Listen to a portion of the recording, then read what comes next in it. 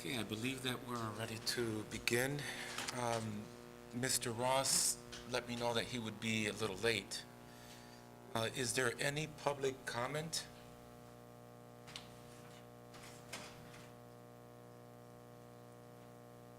Okay, Ms. Evans. Good morning, members of the board. Morning. Our topic today is assessment. And running into a technological challenge here. Steve Petros will provide us an overview of our assessment map and our assessment plan for District 1718, and followed by a overview with special ed, from special ed if there are additional questions. We realize that there may be some overlap, but Laura will fill in any spots where Steve is not addressing.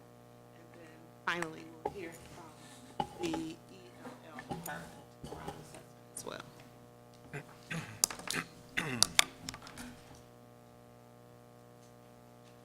Morning. Good morning. Thank you for the invitation to join you this morning. On behalf of the Department of Assessment and Evaluation, I'm Steve Petros. I'm an assessment specialist, along with Tam Crampton, Heidi Talaga. Walter DeBoer recently retired, but we're privileged to have him back in the office every now and then for support. And the next few minutes, I just want to kind of provide you with a balcony level kind of overview of our general education assessment system. And then Laura and Maida can follow up with details from the special ed and ELL perspectives. So I recognize that most of the conversations around assessment in this room anchor on our high-stakes, summative, accountability-oriented assessments. But I do want to just pause for a moment and just kind of remind us that the notion of assessment is really about sitting with the learner, sitting with the student, sitting by their side and doing some work with them. Try to think about that gradual release model where we talk about I do, we do, and you do. And that's really where the notion of assessment anchors, and that's where it's most important with respect to our students and our teachers in the classroom. So while we may talk about high-stakes assessments here, let's just kind of keep in mind that there is a spectrum, a system of assessments, and I want to kind of anchor on that first before I talk about specific assessments. So when you say high-stake assessments, what do you mean? The M-STEP, for example. The College Board assessments. So those would be two of our annual high-stakes external accountability assessments. I'll kind of break down those different tiers for you over these next couple slides before we get into these specifics. Just kind of wanted to set the frame first. So all these different assessments, they all have a different aim or a different purpose, and they gather different information, and they are intended to provide benefit or feedback to different stakeholders in our educational system. The primary purpose of assessment, kind of alluding to what I shared earlier about sitting with the student, it's not really meant to rate or to rank students or groups of students, but to provide feedback. Feedback for the student, feedback for the teacher, for administrator, for a curriculum team, and of course for you.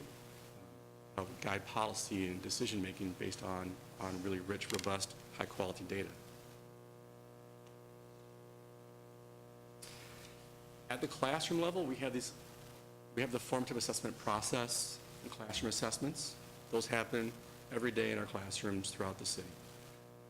And then a couple times a year, maybe 3 times a year, perhaps fall, winter, and spring, we administer a interim assessment, a benchmark assessment. Here in Grand Rapids, this is the NWEA MAP test, MAP growth test, which we've been using for about 8 or 9 years. This gives us a nice 3 times a year dipstick on how our students are doing compared to standards. Excuse me 1 minute. Is this, the MAP test, is that equivalent to the DIBELS that other schools use? Is it? It's not equivalent, No. but in the context of frequency, as an interim assessment, it would probably fall into the same category. It would be to measure growth from one period to... DIBELS is not designed to measure growth, but MAP is, but both are designed to kind of serve as a checkpoint a couple times a year to see students how they are progressing. And then what probably gets the most attention in this room and with this audience are the statewide summative assessments. Currently, this is the M-STEP, and the College Board test. We'll talk more about those in just a few minutes. What I'm trying to demonstrate with this graphic is that they're all aligned. They're all aligned to our state standards. And so as long as we have nice, tight alignment between our written curriculum and our enacted curriculum and our assessed curriculum, then we can make progress. But when there are times when these structures lack alignment or the alignment gets a bit fuzzy, that's where we can kind of stray, and we need to do some more work to ensure their alignment. And I think that's part of what we want to continue to get at, is to see if we are aligned, then, and we're still seeing either a lack of growth or areas needing to be either developed or tightened or brought up to a standard, or even our schools that are on a list, we really want to understand what's going on. I started to write myself kind of like who we serve, those nuances, urban, suburban, to understand what's going on, even our teacher preparation, who our teachers are, what they bring, in order to understand why are we still struggling in areas, if any, or certain schools or certain parts of our system are doing well, but then this other part is lacking. What is it? How do we communicate ways that we can benefit from? And then to add to that, this framework and what you just described feeds right into our district priorities of understanding the standards, backward mapping, and assessment literacy, and how all those work together. So these summative assessments, those tend to be the more high stakes, but they can also be classroom level, as opposed to the formative assessment process. And this graphic is just intended to illustrate that we need balance in our system. We need balance in our classrooms. We need balance in our system between summative assessments, whether it be once a year or whether it be a weekly quiz, and the formative assessment process, those instructional practices that really push and leverage learning. And I've mentioned this formative assessment piece a few times, but just kind of to encapsulate this, it's really about a process that happens in our classrooms every day that give teachers feedback in the moment from their students on how they can adjust their instruction in the moment to better meet the needs of their kids.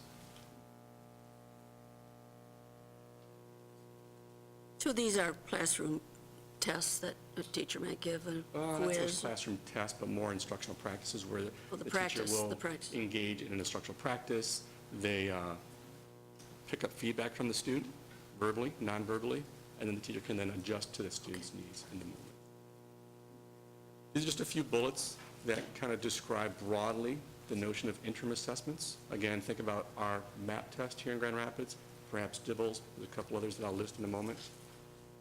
They're usually in the form of a summative test, meaning there's a score, there's a grade, there's a ranking of some sort.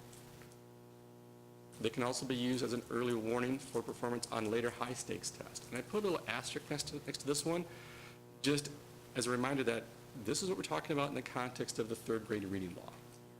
So we are using the MAP test as an initial assessment, and then based upon the student's status or achievement on that test, he or she, that student, may be flagged for a IRIP, an individual reading intervention plan, and then some more intensive or extensive assessments as a follow-up.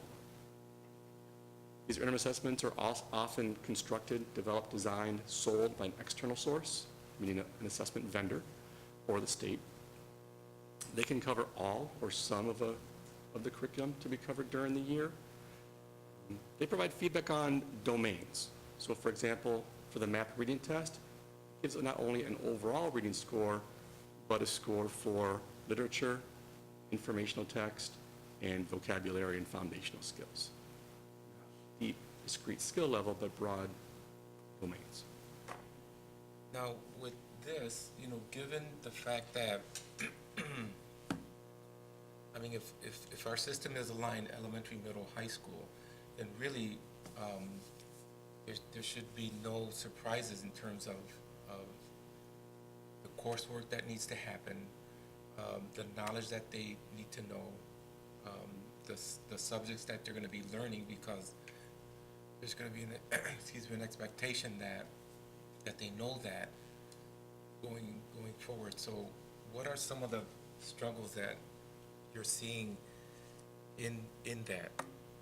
So I think you're talking about vertical alignment and sequencing of course, meaning vertical alignment throughout the K-12 system from a curricular perspective, sequencing of courses, and backward mapping that perhaps from the top down in terms of college readiness.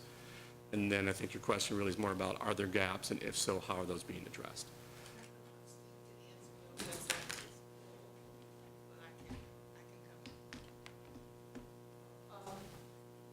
So one of the things that we've done is worked with ASCD, who's internationally known, to review our curriculum. And what is that again? I'm sorry. ASCD. ASCD. Yes, Association for Curriculum and Leadership Development. And what they have done is to take our curriculum and begin to study it and find out where we have gaps, not only in the written curriculum, but also in the assessed curriculum and the taught curriculum. So when Steve is mentioning the curriculum alignment, there are multiple ways that the curriculum can be aligned. One is in the written curriculum, and that's where we had the audit of our curriculum. The other one is in the taught curriculum, what actually gets taught. Do all the subjects that are addressed actually get taught in the way that they were designed? Were there reasons why a teacher couldn't get to portions of the curriculum? Were there things that, or was this child even ready to meet the rigor of the current curriculum in which he or she is exposed? So it's the written curriculum, it's the taught curriculum, and then there is the assessed curriculum. And when we talk about alignment, whether it is vertical across divisions or from across a year, part of our responsibility is to understand the degree to which it's aligned in all three areas.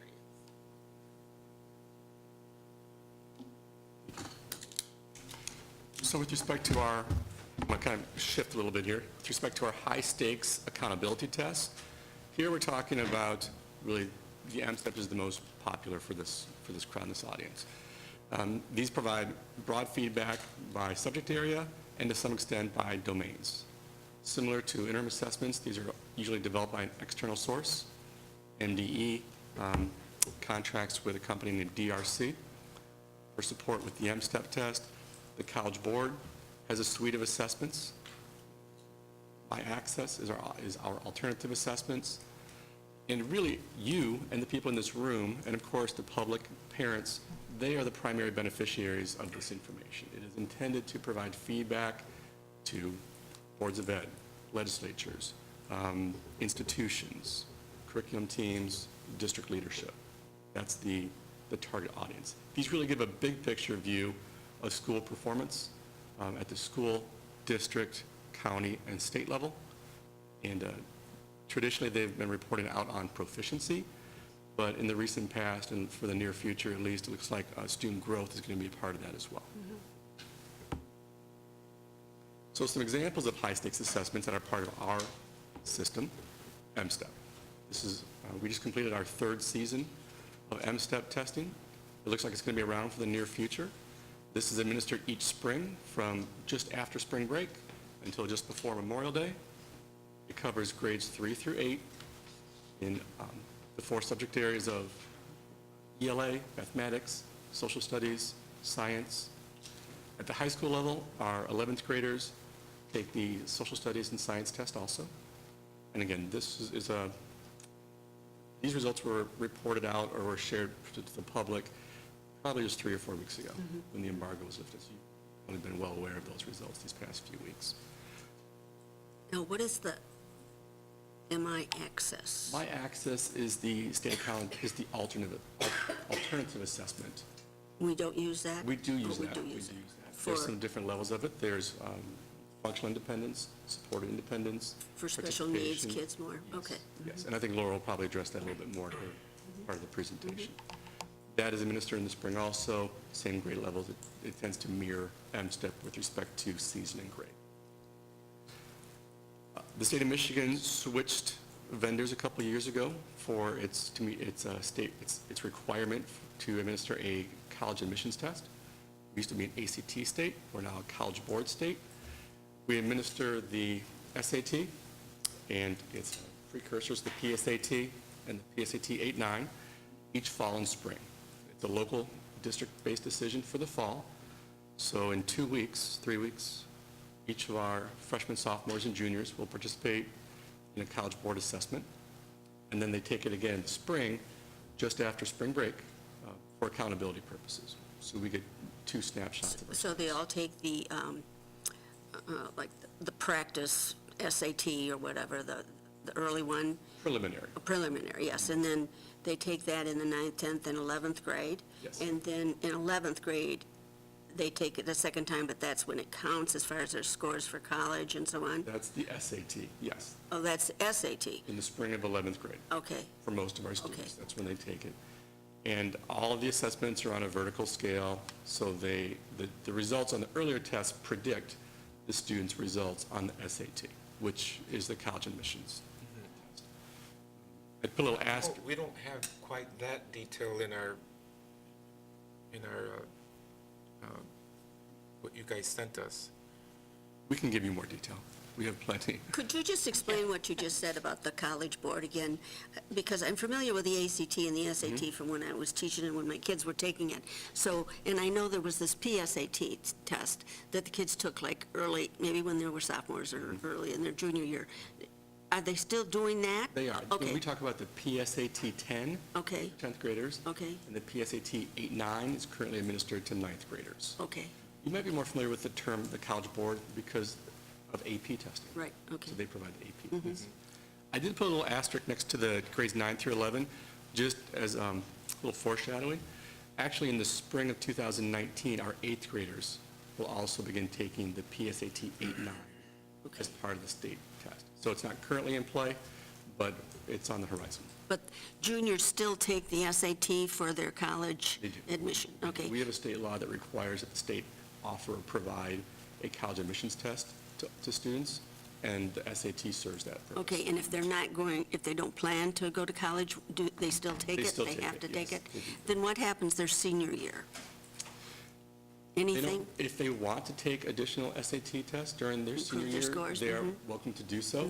The College Board offers test administrations on weekends, and so students can sign up for it and participate probably once a month if they want to. Okay, but basically then when kids get to be seniors, they don't take any big standardized test anymore? Not for accountability purposes unless they missed that test when they were an 11th grader. We do have some seniors that do participate in the SAT for accountability purposes, but the vast majority are juniors.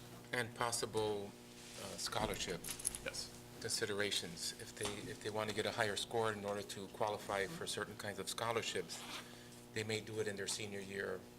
Actually, as early as their junior year. This fall test occurs on Wednesday, October 11th, I believe. For our juniors, that's called the NMSQT, National Merit Scholarship Qualifying Test.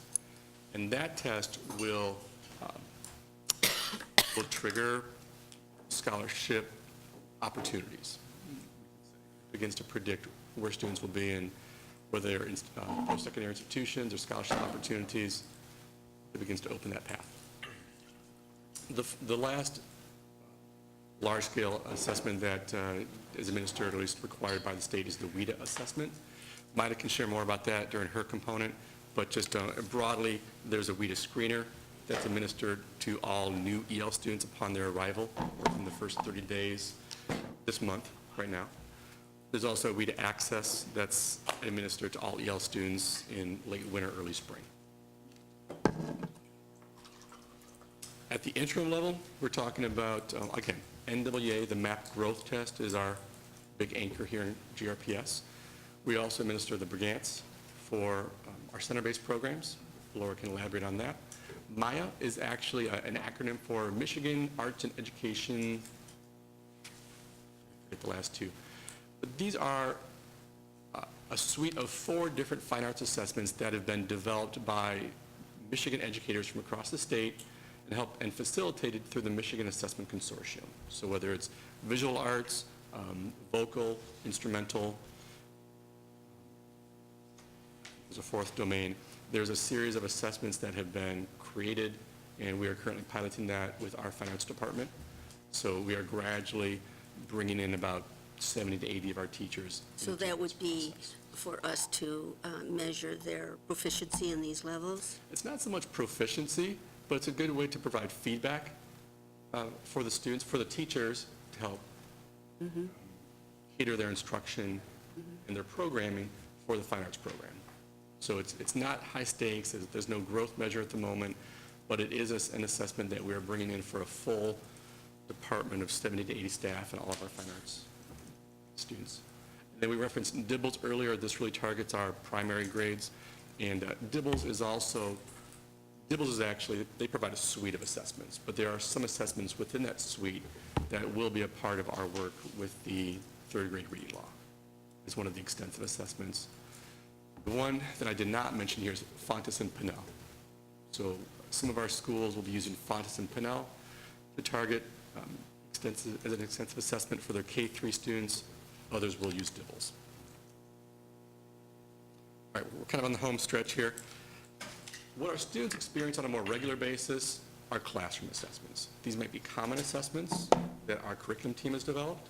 These might be unit assessments that might come from the vendor. Reading Street is what we use for our ELA classrooms. There might be teacher-produced tests or quizzes or projects, or even daily or weekly homework assignments. These kind of broadly fall into that summative classroom assessment bucket. I referenced formative assessments earlier. These really aren't given. They're not really paper, pencil assessments that are graded, but rather it's part of the instructional process. It happens during instruction. It gives feedback to and from the student. It promotes student ownership of learning. It also helps kind of loop in the parents as partners in this process.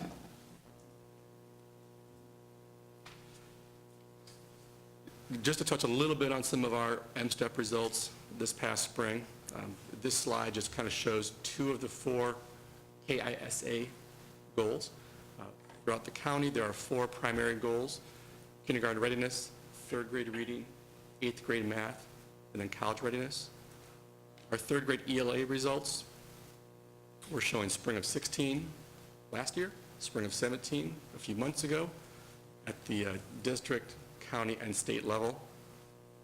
With respect to a 1-year change, on the ELA side, the district showed the least amount of change. We all dipped a little bit, but our dip was only 0.6%. Not much at all.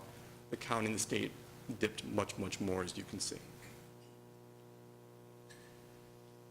And there was a lot of work put into that There's a lot of work put into all grades and all subjects. in terms Yes.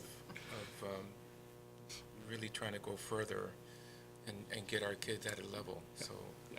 And you can see, compared to our county and state peers, while we slipped, we did outperform, if you will, with respect to a 1-year change, that is, our county and state peers. And you said there were a couple, go ahead. I'll just say, on the 8th grade math note, I was going to go ahead to that one. Do you have a question about 3rd grade? No, go ahead, wait. Okay. So on the 8th grade math note, you can see that both the district, the county, and the state collectively, everybody went up with respect to a 1-year change. Our students didn't go up quite as much, but up nonetheless. And keep in mind, too, that these are different cohorts of students. We're not looking at the same group of kids from year to year, looking at different cohorts. Now, does this speak to consistency? So even though they're different cohorts, there ought to be some consistency of something happening. There's a lot of consistency. And therefore, we ought to expect some growth. Right. So I'm actually thinking back to that, kind of that triangle in my mind between the written curriculum, the enacted or the taught curriculum, and then the assessed curriculum. And we do have consistency in all those. Our standards haven't changed. And in fact, as a district, our priorities are better understanding the standards, backward mapping, and assessment literacy. Our instructional practices are aligned to those standards. We continue to push and improve upon those year after year. And then the assessment, the M-STEP that is, it did not change. It It was the same test in spring of 17 as in spring of 16. So when you talk about consistency, I'm thinking of that as consistency in terms of all three legs of that stool. So 16 was the first time that we gave this particular M-STEP? This particular one, yes. There was an M-STEP in the spring of 2015, but that was more of a fixed form test. Okay. Then starting in spring of 16, it was computer adaptive. And it continues to be Okay, computer okay, adaptive. yeah, mhm. Now, Steve, yeah, when you introduced this slide, you mentioned, two other data sets that I guess, well, two other, District-wide goals yeah, what was, college readiness and the and other one? kindergarten readiness. Okay, yeah, But they're not part of the M-STEP suite Okay. of assessments. okay. And then finally, I know there's a question that you had posed to the group earlier about the relationship between different assessments. This is a draft report, and I just want to kind of give you, there's a lot of action and information on this page, but essentially this shows our third grade students last spring. And each dot that you see reflects one student in GRPS in third grade that took both the NWA MAP test and the M-STEP test in the spring, in the April-May timeframe.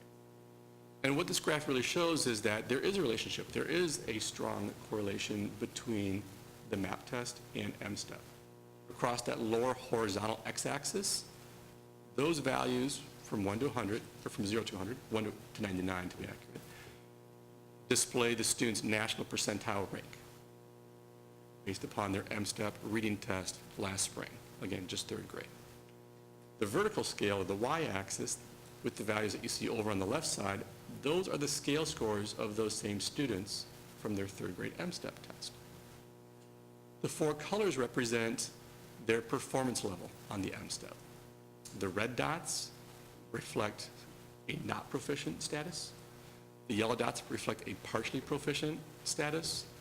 Light green is proficient, dark green is advanced. And so we're seeing that for those students that demonstrate a high RIT score or national percentile rank on the MAP test, they are most likely to also be proficient or advanced on the M-STEP as well. You can see that kind of diagonal line is our line of best fit. And there are three vertical lines that are dropped in there. Let me kind of give you a little quick tour of what those represent. The Do dotted you line, have a beamer that you could actually, I wish I did, I don't though. we got to get you I one. gotta get it a little later. You're right, I'll work on that for next time. So the dotted line that's right about at the 58th percentile, right about in the middle of the page, yep, that dotted line. According to NWEA's alignment study, that's the point at which students have a 50-50 probability of being proficient on the state test. That's kind of in that footnote for reference 1. It says 50-50. So the students that are at that point, about the 58th or 60th percentile, those students, I see a lady? Laura! Awesome, thank you. I thought I saw that. There we go, thank you. This line, There we go. according to NW's alignment study, at this point, students have a 50-50 chance of being proficient on the M-STEP. If we slide over to this point, the 65th percentile, students have a 73% chance of being proficient on the M-STEP. And then finally, at the 70th percentile, according to NWA's alignment study, students have a 93% chance, 94%, sorry, of being proficient on the M-STEP. So those are just added in for context, but broadly we're saying there is a relationship between these tests. They're aligned to the same standards. They might differ in format, they might differ in different item types to some extent, but by and large, high performance on one predicts high performance on the other. I just hit my half-hour mark, so I'm going to, if you have any questions with respect to our general education assessment system, before I pass the mic over to Maida and Laura. I'm fine. So I think if I'm understanding you correctly, that what these vertical bars say is how likely the kid is to be proficient on the M-STEP based on their map. Exactly. All right, okay. And we thought that was important for you to know. Absolutely, Because yes. the M-STEP is probably one of the most rigorous tests in the Yeah. country. And in in the area of math, the rigor is even greater. So if you assess a student with any nationally normed test, they probably would have to rank at the 80th percentile, meaning that there's only 19% of the students that would be above them and 79% that would be below them in order to be proficient in the area of math. And in reading, it's a little less, 65%, but you have to be at the higher end of the curve if we're going to use that, terminology. Around 65%, and then we start to predict that you will be proficient in STEM. So every one of these dots represents a kid? District-wide, or just third grade, or? Just third grade. So the test is predictive, but what it also says to us, it says a lot about redefining our standard, because the test is extremely rigorous, and if we're going to get kids there, it's a different kind of standard that we're trying to reach. And it also ought to encourage us to communicate with our parents on the expectation that is there, and some of the pieces that is within their control to figure out how do I equip my child when they're entering third grade and so forth, or what other kinds of services do we as a district encourage our city and all of that to help our families to be able to compete and I think you're absolutely right. that. So When we talk about getting our kids on the highest end of the curve, all of our students, that means we do have to have we have to re-examine our business.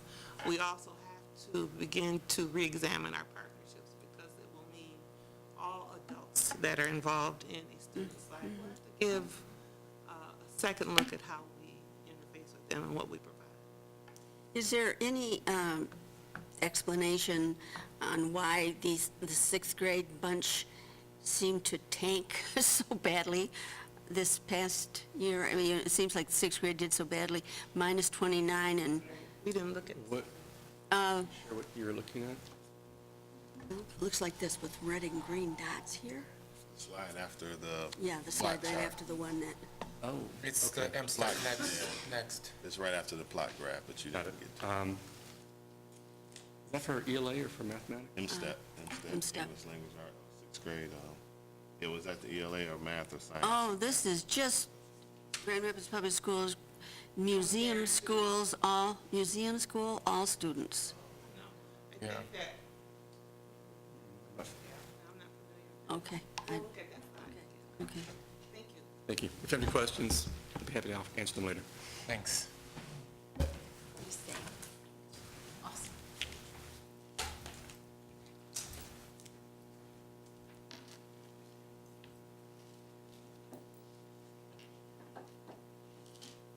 Boy. That's just museum school. That really is a dive. 29 and 19. Yep. It's just museum, and then the rest as a district is much better.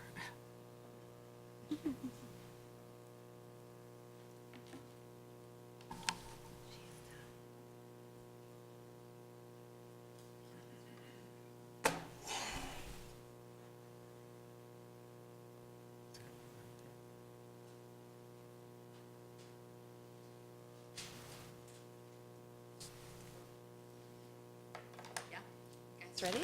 Gotcha. Yeah. All right. So, I'm happy to entertain any questions that you might have, but in particular, the responses that we have prepared are in response to the questions that you would ask specifically. So given that Steve front-loaded a great deal of information, if there's anything else that has risen, don't hesitate to ask. The first and important thing about special education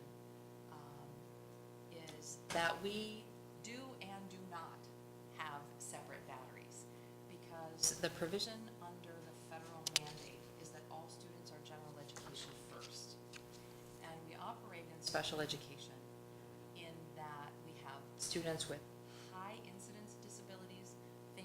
specific learning disability in reading or mathematics or other health impairment to students with low incidence disabilities, things like a hearing impairment or a severe multiple impairment, right? So they go the full continuum of the lowest level of need are those with the highest incidence, and the highest level of need are those with the lowest numbers of students that we serve.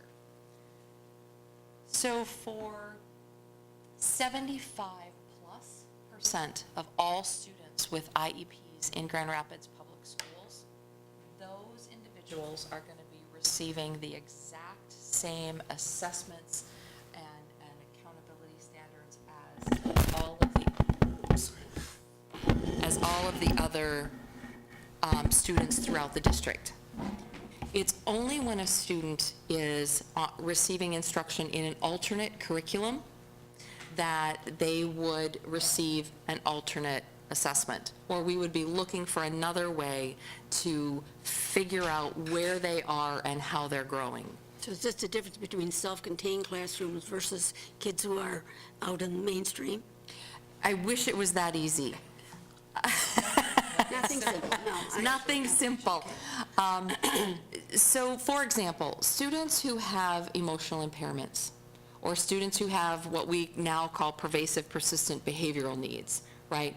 Those young people, by eligibility, have an average or greater intellect, and those young people are in a self-contained setting typically because their behaviors need the classroom-based supports, but they are not on an alternate assessment, they're taking the regular assessments. Just, it's an intellectual, it's a cognitive functioning decision. Okay. Additionally, we have some individuals who are in our programs for students with physical impairments, right? You can be trapped in a body that doesn't function and be very intellectually intact. And that's the beauty of being in many places in the United States now in this day and age, because previously it was a bold assumption if your body isn't functioning, neither is your brain. So we're really moving forward and advancing our thinking and our practices to say, we have to know by the data that you need something as an alternate before we give you an alternate. Right. Everybody gets what everybody gets until you show us that you have a cognitive learning need that negatively impacts your ability to progress in the general ed curriculum. And that's a part of what makes you eligible for special education, and it's a part of why we have different assessments, the same high standard, but different assessments that assess at that high standard. So whereas students who are special education eligible and on the general ed curriculum, they take all of the same things that all of their peers do. Students who are not on that curriculum might take different assessments. Does that make sense? So the system is the same, the tools that we provide to them are different. When you say the system is the same, I don't know, just expound on that a bit for me. Yeah, absolutely. So whenever MAP is given, an alternate assessment would be given to students with IEPs. So our system says that we're going to assess whenever we get a student first in the fall, we're going to assess periodically throughout the year, and we're going to assess in the spring. We follow the same system. So the timing of the testing is the same? Exactly. Okay. Exactly. All right. System is a bit larger than timing. That's what just got my attention, but okay, fair enough. Got it. But the IEP does not necessarily mean that they are not taking an M-STEP. That is accurate. Okay. Yeah. There is Depending on a what it says in the IEP, okay. Right, there's a section in the IEP that specifically addresses assessments. Okay. And so what we're required to do is to look at each and every one of the more than 3,600 students head count that we have with IEPs in the entire district. 3,600, Yeah, plus. give or take? Yeah. And what we do is we say, what is your need? How are you performing? And what assessments are we going to be providing you? Are you going to be taking standard district assessments, or are you going to be taking an alternate assessment? And then Maida is probably going to be talking about the ELL and some of those pieces, because that's a big struggle It really when is. you have an English learner that may have some of these kinds of issues. And so, Yes, great point. Some of our most complex cases are the student who might have a specific learning disability in reading comprehension and also be an English language learner. Yeah, absolutely. May I ask, just sort of not totally related question, is it still the case, because I remember in the old days when I was teaching, you could not force a parent to agree to give a kid a test, that the parents had to agree to give the kid a test, and if the parent said no, no matter how badly the student needed extra help, we still can't test them. Whatever assessments we give to each and every student within any district, we are allowed to give to every student, including those with IEPs. Okay? It's when we're doing something different. So that's why when we're offering an alternate assessment, we have to put it in the IEP. Yeah, no, I And that's understand. where the parent consent or support of that comes into play. You might be talking about the evaluation for eligibility process, though. Yes. And so if we have a kiddo who's struggling, and the teacher says he's struggling, and the parent says they're struggling, and the kid says they're struggling, and we say, we would like to move forward with an evaluation, the parent is required by federal law to sign a consent to allow us to evaluate. Okay. It is still true that if a parent refuses to consent, we The kid- cannot provide that. Okay. Yeah, it's a consent-based, because we can only provide for individuals who are performing differently that which a parent consents for us to do. Okay, okay. Yeah. okay. So 3 of the types of assessments that we do that are different to the MAP in particular, we offer the Brigance Comprehensive Inventory of Basic Skills, the Verbal Milestones Assessment and Placement Programs, that's called VB-MAP, and the Carolina Curriculum for Infants, Toddlers, and Special Needs. You had asked if they were criterion referenced or nationally normed. Brigance has both in their wheelhouse, which is why we like Brigance very much. VB-MAP is criterion reference tool, as is the Carolina curriculum. We use Carolina predominantly for our youngest learners. Those would be our kiddos who are under the age of 5, chronologically, and the verbal behavior milestones assessment and placement program. What we use that for is students who have a communication predominantly in the autism spectrum disorder area. It is a really good typical assessment that we can use with those young people. And then Brigance has a span from all the way from birth through the upper age of norm for that is 88, which is really quite expansive, and it really has developed over the years. So we like that inventory very much. You had asked when and in what grades are the different assessments giving. Brigance, we are using the comprehensive inventory for basic skills from birth to 26, because that spans who we're in service to for special education.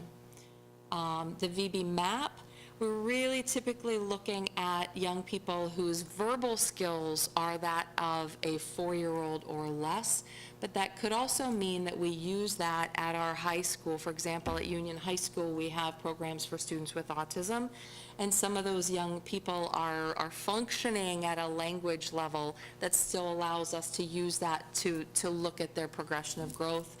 And then we also use the Carolina curriculum for our infants up to 24 months. The mandates that each assessment fulfills, if we are assessing students across the district, so goes general education, so goes special education. And our responsibility is to find a tool that'll measure in an equitable manner what it is that we're measuring for all students. And that's what that mandate means for us.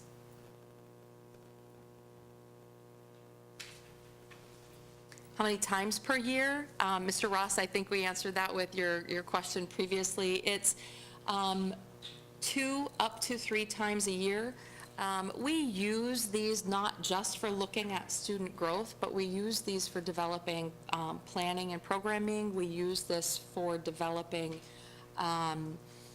what's next for transition planning. We use these for what's next in making recommendations on placements for students as well. So those 2 times coincide with, what other tests then? I mean, because I know The that's. MAP. The MAP, gotcha. And what does the state require us to give? Just the M-STEP? Yes, the state assessment is the M-STEP or the SAT. And so the other tests that we give because we need that information as The a district. district, yeah, the district assessments. Okay. So these are following the district assessment practices. From a state assessment practice, we administer the My Access. So it's a part of the Michigan testing fleet.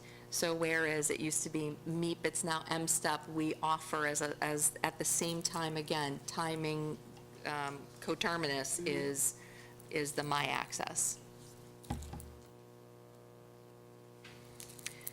You asked about how teachers were prepared to administer the assessments and how do they use the results. I jumped ahead a little bit. We talked about how they use the results. But how they're prepared is that we have had in place a 2-year implementation plan for Brigance in particular.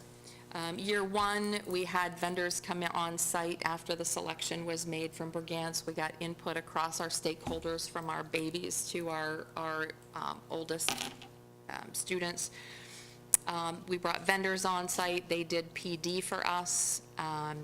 We also did the assessment for a year with like a practice mentality. So we said to teachers, this isn't going to count, so to speak, for any one thing, but it is going to let us get in the groove and understand more deeply, because we learn all the time that you learn the work by doing the work. So we gave them that year to learn it and administer it. Year 2, the assessments were administered again.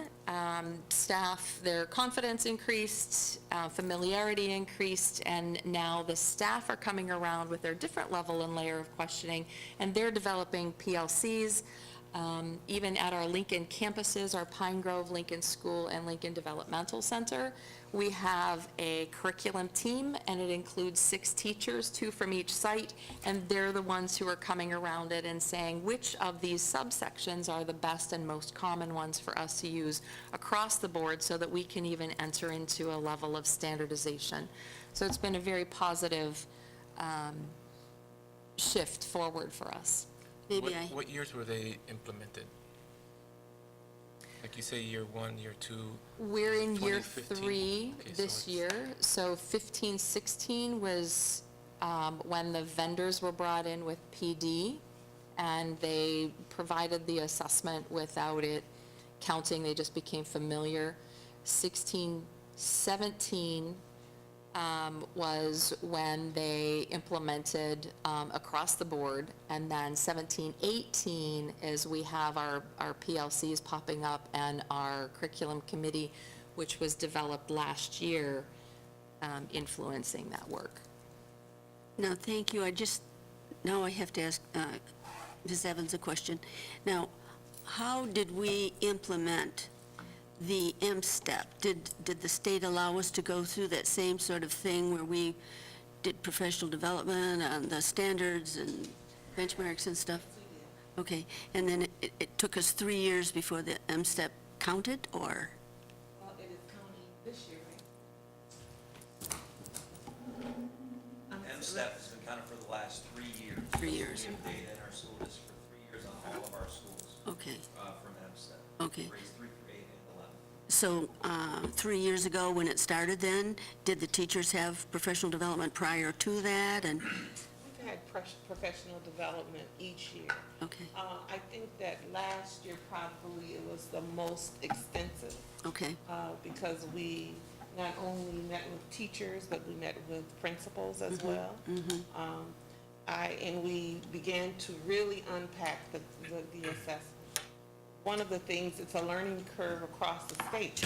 Yeah. And creating a deep understanding of the assessment, I think it's a work in progress. okay.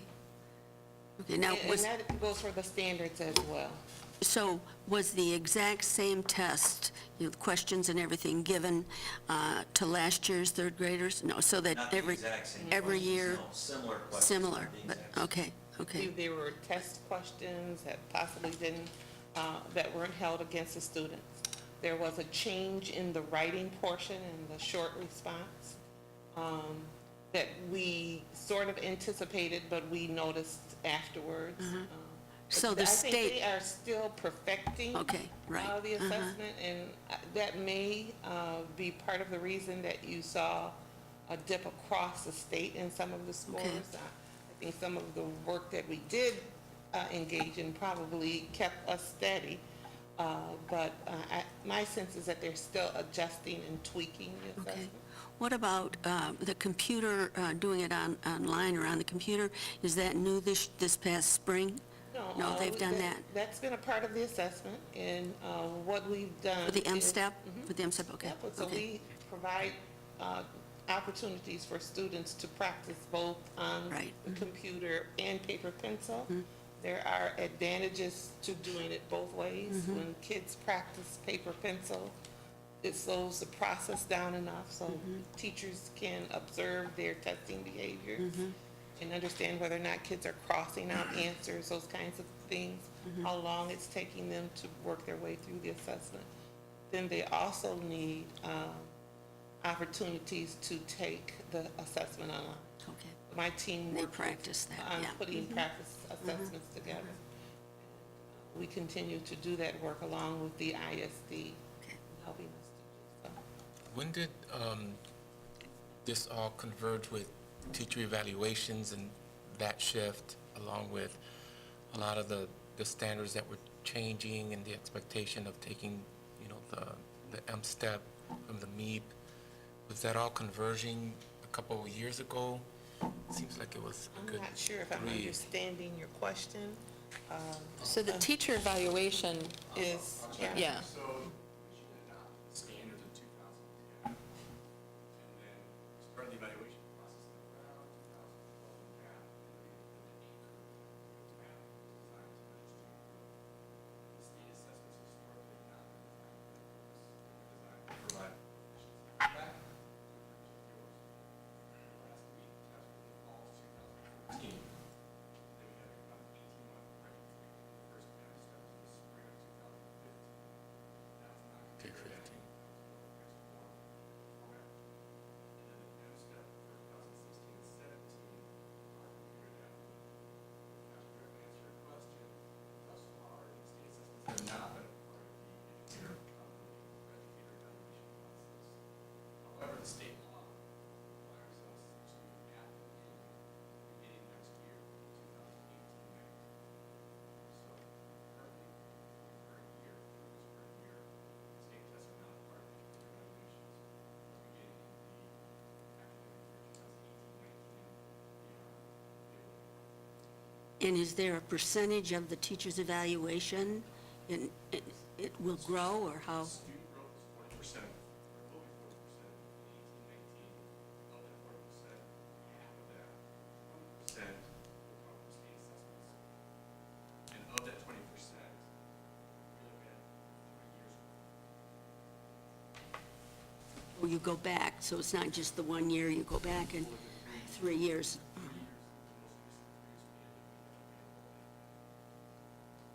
does that answer your question, Pastor? Yeah, I just know that there's been a lot of changes. And so, you know, with our staff and the context and the standards and all of those things, you have to, it's just amazing the job that you guys are doing to align all of those things and train people and all of that. So I just want us to keep in mind that it's a moving organism, if you will. Okay. So another question that you had for special education was, how are the results communicated to parents? So we always capture annually in the assessment section of a student's individualized plan what the assessment results have been, and then we have common sections that I expressed were going to be developed, and they're being placed into synergy. So as the teachers are administering the Brigance, they're taking the assessment real-time into, inputting the assessment real-time into synergy, and so then we'll be able to generate reports from that for families, which we're really excited about. They will inform progress of course, but we're looking at that improvement cycle as well. How do we get more aligned to what our peers, or the students' peers, are doing? The best way to prepare students to be successful is to ensure access to curriculum and quality instruction, right? We are aligning each and every one of students' IEP goals to a benchmark, a standard of what's next for them. And again, knowing that we've got young people who are on ventilators and feeding tubes, and part of our mission is to just have them not regress, right? And then we have young people who have a specific learning disability who we will graduate and send to law school, right? And so the diverse needs of those students are met by the diverse skills of our staff, and our teams, our staff are really in it to win it. So that's a really good point, Reverend Matias, to just being cognizant of the impact that all of this has on our staff and what they know about it, but getting them those resources so that they can be successful. And that's it for me, unless you have any other questions. Thank you. All right. Thank you. I don't know where yours is. Good morning, everybody. Good morning. Morning. I am here today to talk to you and give you information about the WIDA. The WIDA is the proficiency test that is given to second language learners, and it has several different pieces to it, so I'm going to give you as much information as you requested. I went by the questions that were generated that you wanted to know about the WIDA. So the WIDA stands for the World Class Instructional Design and Assessment, and that is what we give our ELs on a yearly basis. It's standards-based, it's criteria referenced, it's a proficiency test to determine how ELs, or English learners, are doing academically in English. And I'm not going to read you the whole PowerPoint, I'm just going to kind of summarize what I'm reading to you. They're tested on the language associated with the core, which is language arts, mathematics, science, and social studies, within the context across the 4 language domains. They're tested on 4 language domains, and I'll get into that a little bit later in the PowerPoint. The reason why we give the WIDA, the access for ELs, is because it's a federal requirement. It's a mandate that requires each state to evaluate ELs, kindergarten through 12, on a yearly basis to see how they're doing in the learning of English. So we're held accountable. Every state is held accountable to see how our ELs are progressing. By the way, how many languages are The represented? last count, there's about 52 languages that we service. Spanish is the first one, and then I believe Kinyarwanda is the second What is language. the second one? Kinyarwanda. Really? Okay. It's a language from the continent of Africa.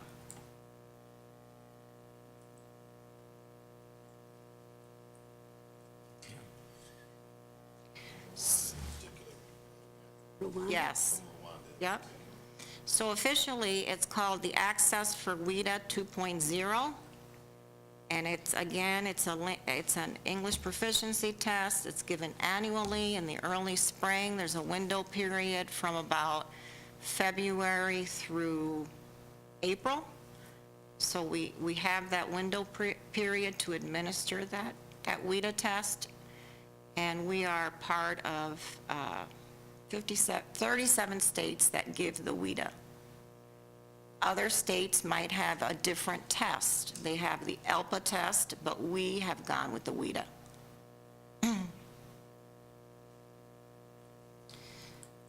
Test results. The students take the,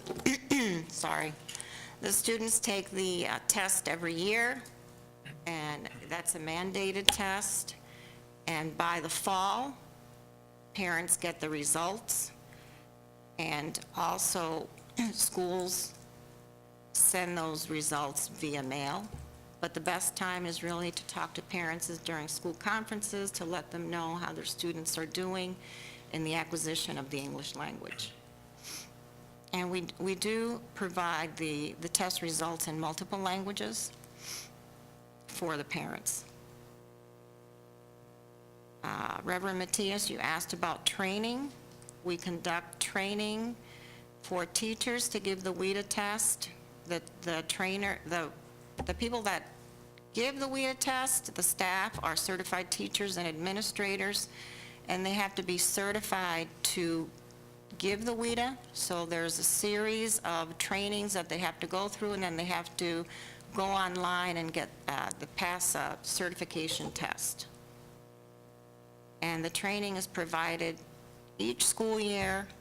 We build capacity on the training. The more staff that are able to give the WIDA test, the better. So this talks about the professional training, because not only is it to administer the WIDA, but also to score the WIDA. There are parts of the WIDA that are taken online, but then there's the oral proficiency test part that the person giving the WIDA actually has to score. I imagine that the goal is to move the kids from the WIDA to the M-STEP eventually, once they've... There's two different tests. Students take the WIDA plus the M-STEP. Well, they So still the WIDA is correlated to the Common Core, and I'll get to that a little later. Okay. But if you're an English learner, you still have to take the WIDA and the M-STEP. You don't get a pass. So the M-STEP is given a little later than the WIDA.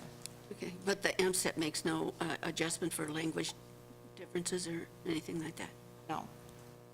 After the first year in this country, you have to take the M-STEP. And the reason for that is because we want to see how students are doing academically, learning English, but also we're held accountable to see how students are learning in our schools. So it's a good thing. Now, how does that apply to our adult learners? In terms of, In terms of the WIDA, I mean, we saw a lot of graduates who were older. I don't know if they were going through CC or where, but how does that tie into us? the WIDA is for students kindergarten through 12. Okay, So if you're so an that's a adult different- learner, you would not take the WIDA. Like the Literacy Center uses the CASAs maybe Okay. to determine proficiency. They use a different test, assessment. Teachers use the results on the WIDA to differentiate lessons, because the WIDA also has the WIDA standards framework, which is then correlated to the Common Core. So it's all connected. So students are learning, everything that they're learning is connected to what other students are learning.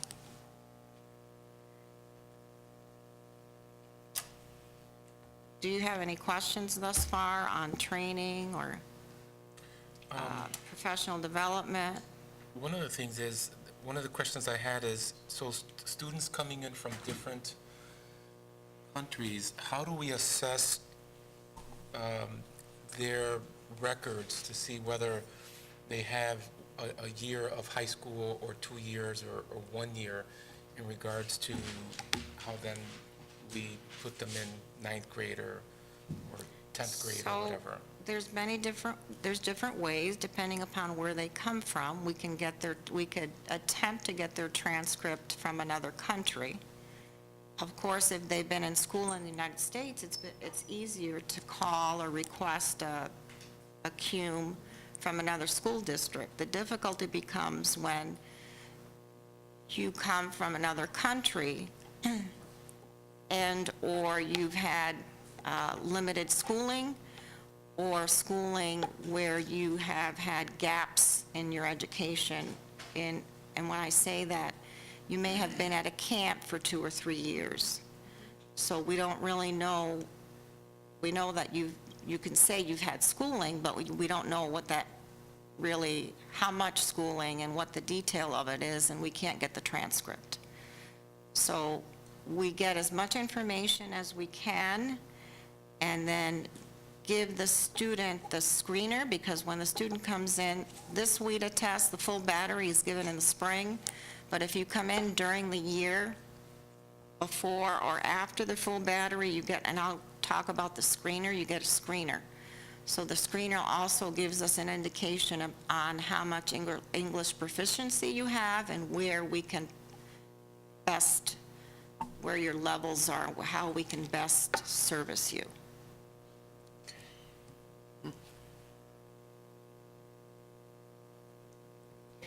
Again, the WIDA is aligned to the Common Core. And the WIDA tests the academic language of the Common Core.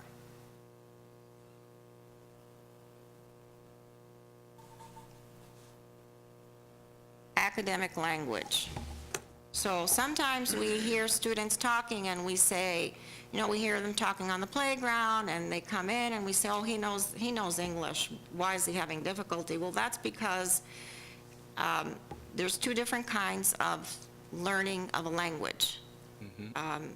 The first part is I learn socially what to say to you, and that's different than the academic language that I have to learn to be proficient and to be successful in a classroom.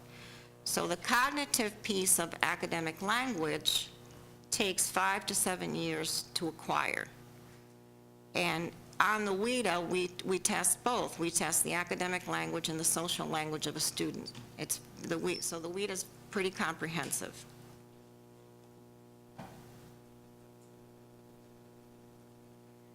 We also have a WIDA APT for kindergarten students. So when you're in kindergarten, you would take the APT versus the regular WIDA, and it's designed for kindergarten students.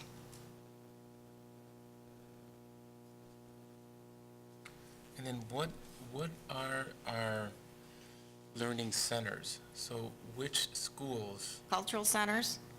I do not have a list on this presentation, but we can certainly provide that for you. We have about 16 cultural centers. And what does that mean? That means that our resources are concentrated at the cultural centers, whereby teachers are ESL certified and they've been trained on PSYOP strategies to provide services for our EL students. And we're so- constantly building capacity. So if a student starts at elementary at a cultural center, they're going to go to a middle school cultural center, to a high school? Unless they exit out. Okay. Once you become proficient, for exiting, we use not only the WIDA, but also the MAP. So depending upon your WIDA score and your MAP, we will exit you from the program, but we monitor you academically for 3 years. So exiting the program means that you don't have to go to a cultural center. You could, but you you wouldn't need the services. So where's the high school cultural center, Union High School. Union, okay. So Union High School has the newcomers program and the ESL program. And they go there from all over the city? Correct. Okay. Yes. The online screener we have is a screener for 1st through 12th grade. And you can either take that online, or there's a paper version if needed. So some students prefer the paper version, and we provide that accommodation. Well, if you have 52 different languages, how can you have all these tests in 52 different languages? No, the WIDA is just in English. The WIDA's in English because we want to know what is your proficiency level in English in order to be able to help you learn English, to teach you English. So the WIDA score is from, the very low is 1 to 5. Okay, so somebody came here who was totally, You'd be a 1. okay. I mean, probably unless you Yeah, had- somewhere along the line you picked some stuff up, but otherwise. Correct. You start at the very, okay, all right. And we have to administer the test individually within 10 days after the student's first day of enrollment. So that's why it's important. When we register a student on the enrollment form, there's a section for parents that asks them, is there another language in the home other than English? And if the parent checks yes, that's part of you being considered a float student, a student that needs language services. We you mentioned that you wanted to know about the WIDA access for ELs that are students with IEPs. And it's called the WIDA alternate access for ELs. And that is a test for students that have significant cognitive disabilities. And we use that for our students. So that's a special test.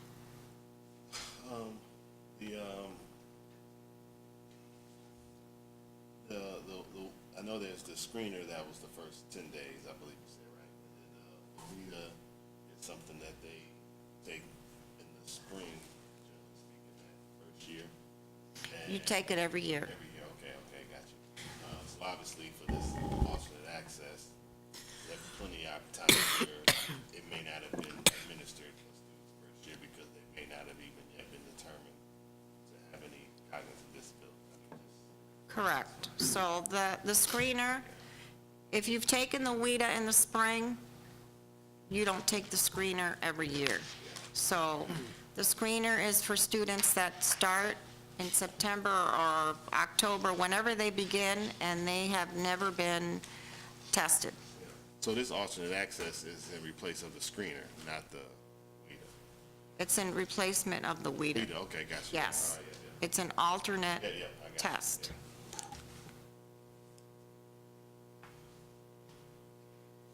So there are definitions in the assessment. When you look at a student's report,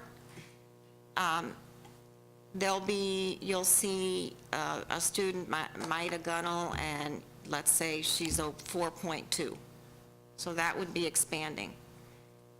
So the very beginning level is entering, and it goes all the way up to reaching. Usually, when a student gets to be 4, 5, and 6, that's when they begin to do really well on the MAP test, and we're looking at exiting the student from the program. Because we look at both. We look at the proficiency levels and the MAP. And of course, we do look at the M-STEP. But the M-STEP is given once a year, whereas the MAP is given more than once, and we have multiple measures on the MAP. So most of the kids need 2 to 3 years after they've come into the system to get to the point where they... To acquire a second language, and research shows that, and I was just at the at the Special Populations Conference, it takes 5 to 7 years. Now, most researchers are kind of balancing it out right now and saying 6 years. Now, that means you're acquiring it, the academic language, cognitively, you can be, so it's different than I can speak to you and I can talk to you about the dinner menu and how your family is doing. Acquiring language at a higher level means that you can read to a high level in that language academic terms, so that I can be in a science classroom or a social studies classroom, mathematics, and I can understand everything that's going on academically. But now you were saying something about these kids, the 4, 5, and 6-year-old kids can move out of your program. Do the younger kids move out faster than the older ones? Typically, the students that come here at a younger age move, Quicker. Yeah. learn the English language quicker. Typically, if you have had schooling prior and you're older, you move out of you get higher proficiency levels if you've been schooled in your if you know how to read in your own language, because you transfer the skills. You learn how to read once. You transfer those skills to the second language. It gets harder when you come from at an older age and you have limited schooling. So if you don't know how to read in your own language, it's going to be even harder to learn the reading concept in a second language. So that's where when you're an older student and your education is very limited, that's where it takes longer to learn English. You can do it, but it'll take you a little longer. Interesting. And lastly, there are some can-do descriptors for teachers. There are resources to help them with their students in the classroom. So at this point, do you have any questions? I want to see if I understand this correctly. The WIDA is given to kids in place of the M-STEP? The kids who cannot, no. No, the M-STEP is a state test. And these kids have to take it, these ones who don't know the language. You still have to take the M-STEP. No You're matter given how a long pass you've the been first here. year. If I come from Guatemala and I don't know any English, and I come in September, the following year, I don't have to, in the spring, I don't take the M-STEP in English Language Arts. But the second and third year I'm here, I do. So when you look at our test results, you also need to look at how many English language learners and what were their proficiency scores when you look at the big picture of the M-STEP. That's what Now, we have a lot more ELs. We have 4,200 ELs, a lot more than like a district like Northview, or, what other district? Other small towns. Other small towns around will not have as many ELs as we have. Sure.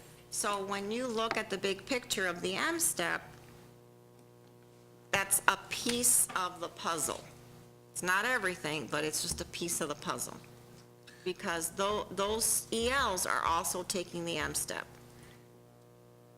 So that could explain why some schools who have more kids in EL, their scores might be lower at that particular building, because that might be one of the, Well, it's going to Reasons? take me longer to be proficient on the M-STEP if I don't know English.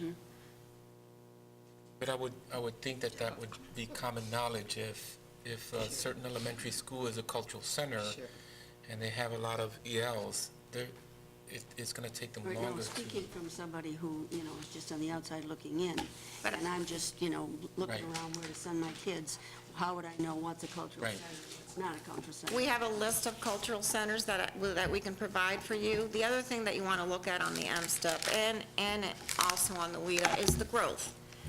So you want to look at, are kids growing? They may not be proficient, but are they growing Right. on a steady basis? No, I just had this big discussion with somebody who said they didn't want to send their kid to Union because the scores were terrible. And I suggested that, examine, what might be going on at the school. And I wasn't able to tell them, obviously, what might be going on at the school, that they would feel that Northview would be a better option. And I think that's part of the reason why we wanted to begin with understanding what, at least an overview of what our assessments are, what it entails, and how, as a committee, we look at those pieces, because it's a lot of information, and deciphering some of those things in particular to either schools that are on lists or different schools that are not performing or performing. And so how do we take the diversity of all of that into account as we're trying to figure out how we encourage our district to move forward? So that's really critical. Another question that I had was, do a lot of other districts see or look at our EL program in terms of an example and saying, hey, what are you guys doing so that we can do some of the other kinds of things, or We've do the had transitions? people reach out to us to find out what we're doing in our district. Some districts are not as big, so they don't have the cultural centers piece. They have a pull-out versus we are building capacity in the classroom to service our students in the classroom, not pull out.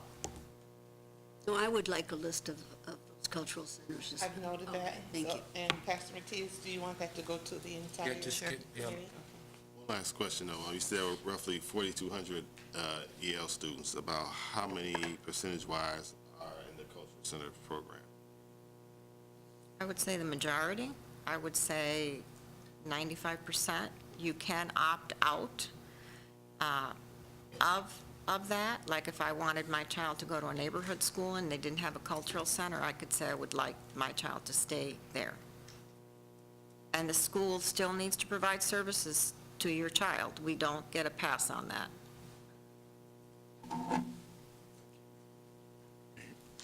Thank you. Awesome. Good. Noted that you will send that information to.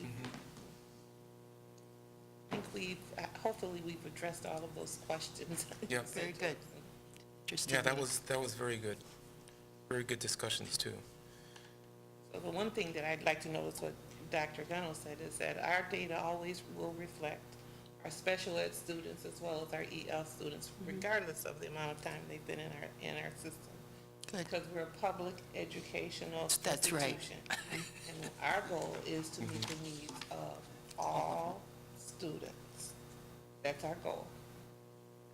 And again, I think Good.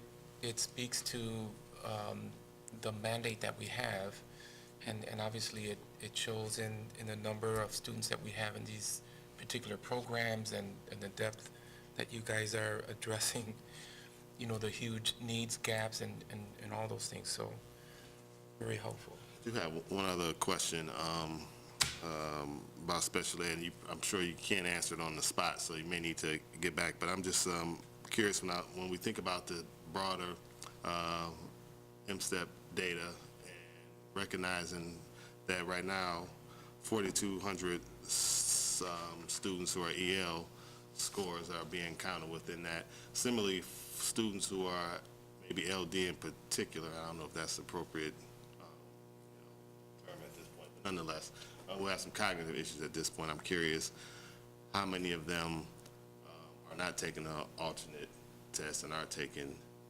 MSTEP, and how that comes into play percentage-wise with our overall scores. I can run a report from our student data system to say whose IEPs determine that and get that to you. Be curious. Thank you. Yeah, me Send that. too, now that you mention it. We'll send that to Me the too. entire board. And now, maybe next time, we're going to get into more of a breakdown in terms of race and sex and I'll be working with Pastor Matias about the upcoming topic. individual schools as well. I'll be working with Pastor Matias on the upcoming time. I think if we're done, we're, how do you say that word? Adjourned. Gracias.